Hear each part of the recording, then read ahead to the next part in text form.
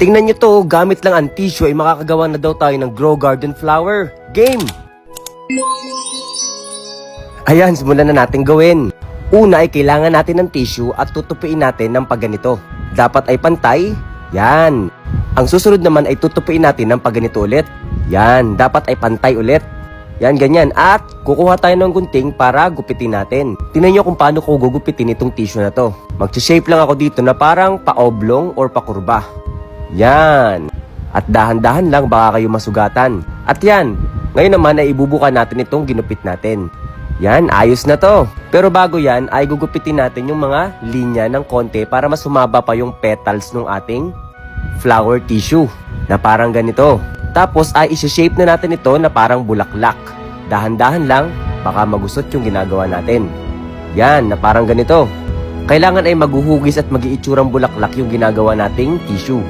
At pagkatapos naman ay iikot natin yung pinakaibaba nito at ito yung magsisilbing tangkay niya. Yan, na parang ganito. At syempre, aayusin natin yung mga petals ng ating bulaklak.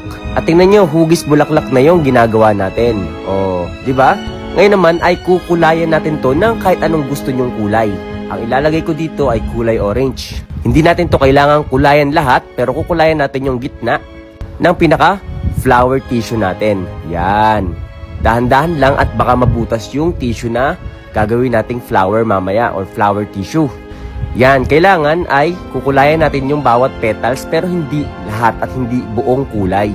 Konting-konti lang at mamaya hahayaan natin tong kumalat gamit yung baso na may tubig. Kaya kukulay-kulayan lang natin ito, yung mga petals dito, ng dahan-dahan. Yan. Siguro ay malapit na ako ditong matapos. Konting-konting kulay pa.